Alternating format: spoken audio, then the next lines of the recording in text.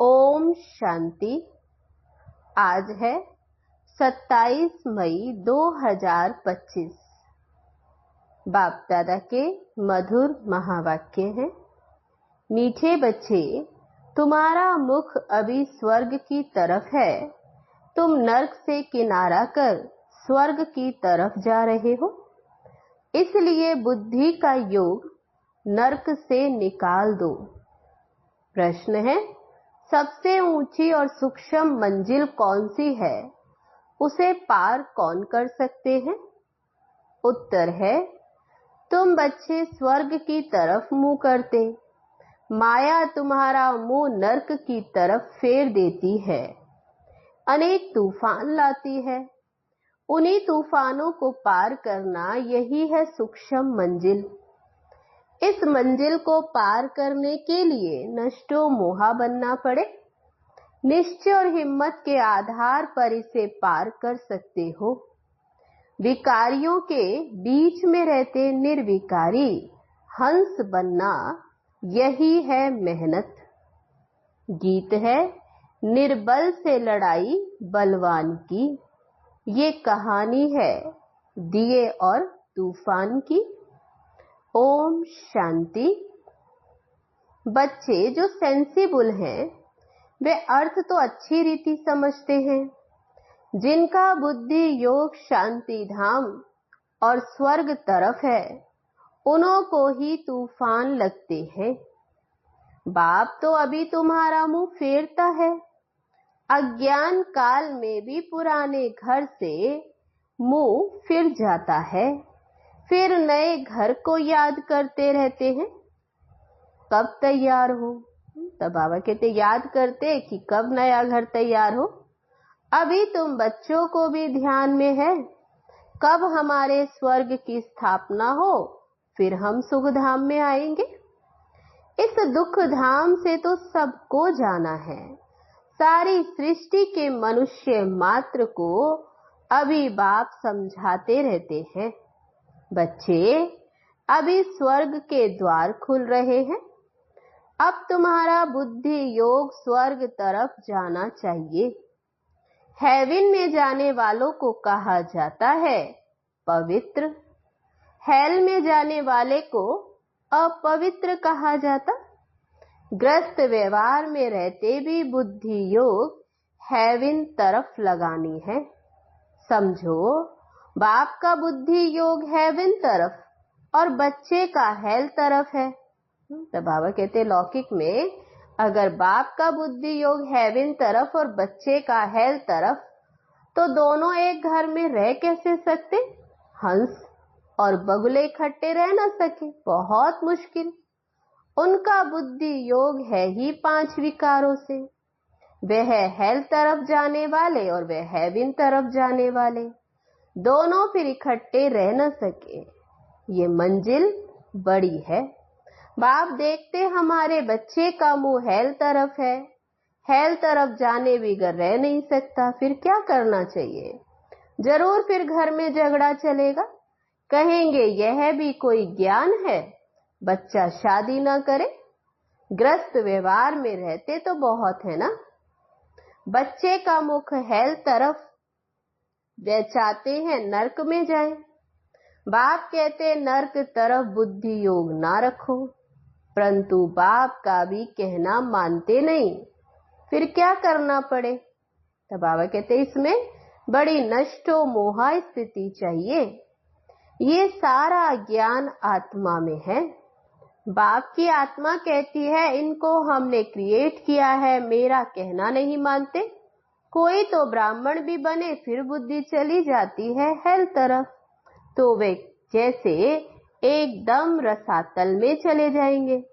बच्चों को समझाया गया है, ये है ज्ञान सागर की दरबार।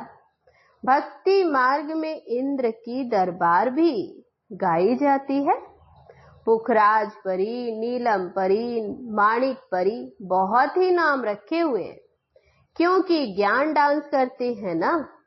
तो किस्म किस्म की परियां हैं, वह भी पवित्र चाहिए। अगर कोई अपवित्र को ले आए तो दंड पड़ जाए।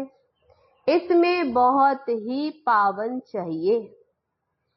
अगर कोई अपवित्र को ले आए तो दंड पड़ जाता। इसमें बाबा कहते बहुत पावन चाहिए, ये मंजिल बहुत ऊंची है, इसलिए झाड़ जल्दी जल्दी फिर वृद्धि को नहीं पाता। बाप जो ज्ञान देते उसे कोई जानते ही नहीं, शास्त्रों में तो यह ज्ञान है नहीं, इसलिए थोड़ा निश्चय हुआ फिर माया एक ही थप्पड़ से गिरा देती है।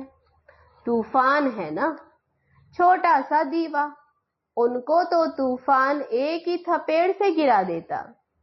दूसरों को विकार में गिरते देख खुद भी गिर पड़ते। इसमें तो बड़ी बुद्धि चाहिए समझने की। गाया भी हुआ है, अबलाओं पर अत्याचार हुए, बाप समझाते हैं बच्चे काम महाशत्रु है, इसमें तो तुम्हें बहुत नफरत आनी चाहिए।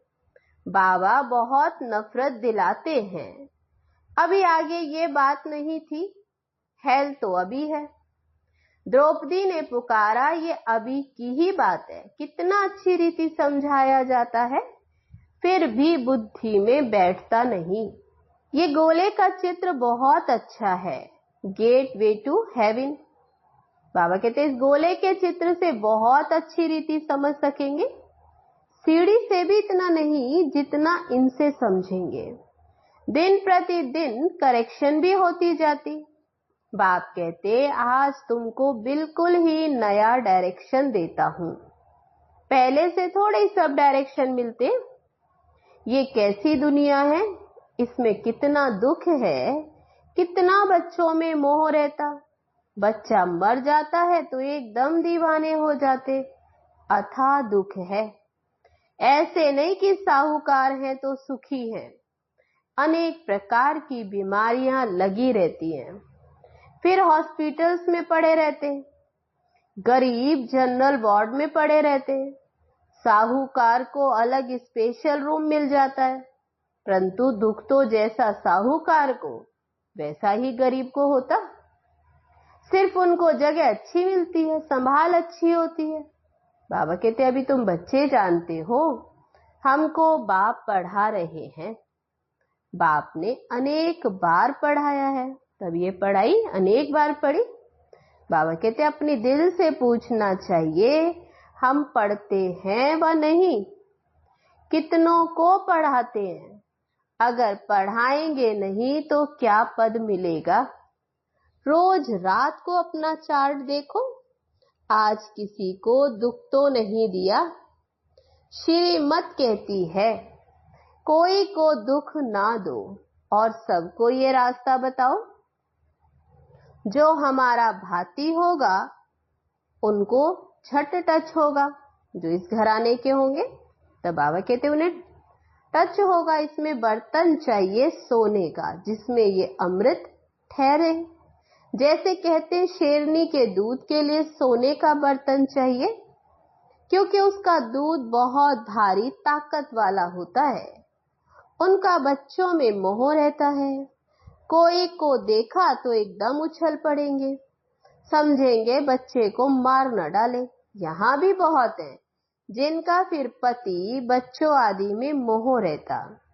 अभी तुम बच्चे जानते हो स्वर्ग का गेट खुलता है। कृष्ण के चित्र में बड़ा क्लियर ये लिखा हुआ है, इस लड़ाई के बाद स्वर्ग के गेट्स खुलते। वहां बहुत थोड़े मनुष्य होते हैं, बाकी तो सब मुक्ति धाम में चले जाते। सजाएं बहुत खानी पड़ती। जो भी पाप कर्म किए हैं एक एक जन्म का साक्षात्कार कराते सजाएं खाते रहेंगे, फिर पाई पैसे का पद लेंगे। याद न रहने के कारण विकर्म विनाश नहीं होते हैं। कई बच्चे हैं जो मुरली भी मिस कर लेते। बहुत बच्चे इसमें लापरवाह रहते, समझते हमने नहीं पढ़ी तो क्या हुआ, हम तो पार हो गए, मुरली की परवाह नहीं करते। बाबा कहते ऐसे देह अभिमानी बहुत हैं, वह फिर अपना ही नुकसान करते। बाबा जानते हैं, इसलिए यहाँ जब आते हैं तो भी पूछता हूँ, बहुत मुरलियां नहीं पढ़ी होंगी, पता नहीं उनमें कोई अच्छी पॉइंट्स हो। पॉइंट्स तो रोज निकलती है ना। ऐसे भी बहुत सेंटर्स पर आते हैं, परंतु धारणा कुछ नहीं है, ज्ञान नहीं है, श्रीमत पर नहीं चलेंगे तो पद थोड़े ही मिलेगा। सत बाप सत टीचर की ग्लानि कराने से कभी ठौर पा न सके, परंतु सब तो राजाएं नहीं बनेंगे, प्रजा भी बनती है। नंबरवार मर्तबे होते हैं ना। तो बाबा कहते सारा मदार है याद पर। जिस बाप से विश्व का राज्य मिलता उनको याद नहीं कर सकते। तकदीर में ही नहीं तो फिर तदबीर भी क्या करेंगे। बाप तो कहते हैं याद की यात्रा से ही पाप भस्म होंगे, तो फिर पुरुषार्थ करना चाहिए। बाबा कोई ऐसे भी नहीं कहते कि खाना पीना नहीं खाओ, ये कोई हठयोग नहीं है। चलते फिरते सब काम करते, जैसे आशिक माशूक को याद करते ऐसे याद में रहो। बाबा सहज विधि बताते याद में रहना। उन्हों का है नाम रूप का प्यार। वे लक्ष्मी नारायण विश्व के मालिक कैसे बने बाप अभी समझाते। ये किसको भी पता नहीं। तुम तो कहते हो कल की बात, ये राज्य करते थे लक्ष्मी नारायण, तो मनुष्य तो लाखों वर्ष कह देते। माया ने मनुष्यों को बिल्कुल ही पत्थर बुद्धि बना दिया है। अभी तुम पत्थर बुद्धि से पारस बुद्धि बनते हो। पारसनाथ का मंदिर भी है, परंतु वे है कौन ये कोई भी नहीं जानते। मनुष्य तो बिल्कुल ही घोर अंधियारे में है। अब बाप कितनी अच्छी अच्छी बातें समझाते, फिर हर एक की बुद्धि पर है। बाबा तो समझाते फिर है नंबरवार बुद्धि पर। पढ़ाने वाला तो एक ही है, पढ़ने वाले ढेर होते जाएंगे। गली गली में तुम्हारा स्कूल हो जाएगा, गेट वे टू हेवन। मनुष्य एक भी नहीं है जो समझे कि हम हेल में हैं। बाबा कहते ऐसा एक भी मनुष्य नहीं जो ये समझे कि हाँ हम नरक में हैं। बाप समझाते हैं सब पुजारी हैं। पूज्य तो होते ही हैं सतयुग में और पुजारी होते हैं कलयुग में। मनुष्य फिर समझते भगवान ही पूज्य और भगवान ही पुजारी बनते। आप ही भगवान हो, आप ये सब खेल करते हो। तुम भी भगवान हम भी भगवान, कुछ भी नहीं समझते। बाबा कहते ये है ही रावण राज्य। तुम क्या थे अभी तुम क्या बनते हो। तो बच्चों को बड़ा नशा रहना चाहिए। बाप सिर्फ कहते हैं मुझे याद करो तो तुम पुण्य आत्मा बन जाएंगे। बाप बच्चों को पुण्य आत्मा बनने की युक्ति बताते हैं।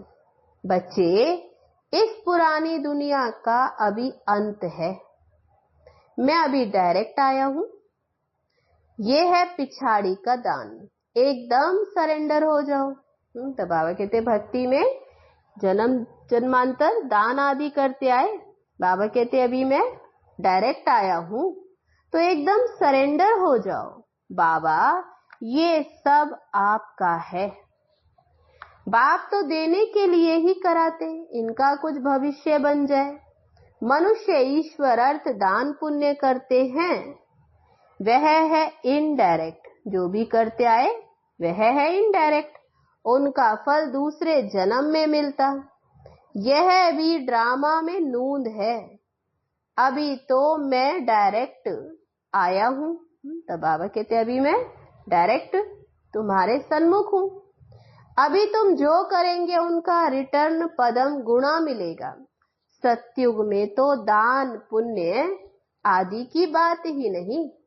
यहाँ कोई के पास पैसे हैं तो बाबा कहेंगे अच्छा तुम जाकर सेंटर खोलो, प्रदर्शनी बनाओ।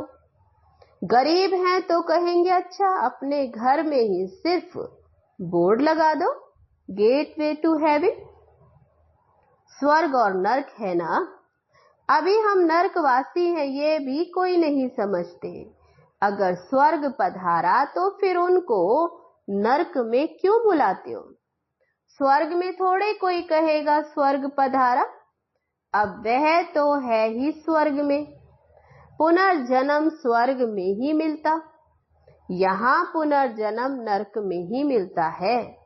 ये बातें तुम समझा सकते हो। भगवान उवाच मामेकम याद करो, क्योंकि वही पतित पावन है। मुझे याद करो तो तुम पुजारी से पूज्य बन जाएंगे। बाबा कहते भल स्वर्ग में सुखी तो सभी होंगे, परंतु नंबरवार मर्तबे तो होते। बहुत बड़ी मंजिल है। कुमारियों को तो बहुत जोश आना चाहिए सर्विस का। हम भारत को स्वर्ग बनाकर दिखाएंगे। तब बाबा कहते कुमारी वह जो 21 कुल का उद्धार करे, अर्थात 21 जन्म के लिए उद्धार कर सकती है। अच्छा, मीठे मीठे सिखी लदे बच्चों प्रति माता पिता बाप दादा का याद प्यार और गुड मॉर्निंग। रूहानी बाप की रूहानी बच्चों को नमस्ते। हम रूहानी बच्चों की रूहानी बाप दादा को नमस्ते नमस्ते। ओम शांति। धारणा के लिए मुख्य सार। पहली पॉइंट, इस पुरानी दुनिया का अंत है। बाप डायरेक्ट आया है तो एकदम सरेंडर हो जाना है। बाबा ये सब आपका है, इस युक्ति से पुण्य आत्मा बन जाएंगे। दूसरी पॉइंट, मुरली कभी भी मिस नहीं करना, मुरली में लापरवाह नहीं रहना। ऐसे नहीं हमने मुरली नहीं पढ़ी तो क्या हुआ, हम तो पार हो गए हैं। नहीं, ये देह अभिमान है, मुरली जरूर पढ़नी है। वरदान है आज का, स्वयं को मोल्ड कर रियल गोल्ड बन, हर कार्य में सफल होने वाले स्वपरिवर्तक भव। जो हर परिस्थिति में स्वयं को परिवर्तन कर स्वपरिवर्तक बनते हैं वे सदा सफल होते। इसलिए स्वयं को बदलने का लक्ष्य रखो। दूसरा बदले तो मैं बदलूं नहीं, दूसरा बदले या ना बदले मुझे बदलना है। हे अर्जुन, मुझे बनना है। सदा परिवर्तन करने में पहले मैं, जो इसमें पहले मैं करता है वही पहला नंबर हो जाता, क्योंकि स्वयं को मोल्ड करने वाला ही रियल गोल्ड है। रियल गोल्ड की ही वैल्यू है। स्लोगन है आज का, अपने श्रेष्ठ जीवन के प्रत्यक्ष प्रमाण द्वारा बाप को प्रत्यक्ष करो। अब है रूहानी रॉयल्टी और प्योरिटी की पर्सनैलिटी धारण करो। इसके लिए आज का अव्यक्त इशारा, बाप समान बनना है व बाप के समीप जाना है तो अपवित्रता अर्थात काम महाशत्रु स्वप्न में भी वार न करे। सदा भाई भाई की स्मृति सहज और स्वतः स्वरूप में हो। आत्मा के असली गुण स्वरूप और शक्ति स्वरूप स्थिति से नीचे नहीं आओ। अच्छा, ओम शांति।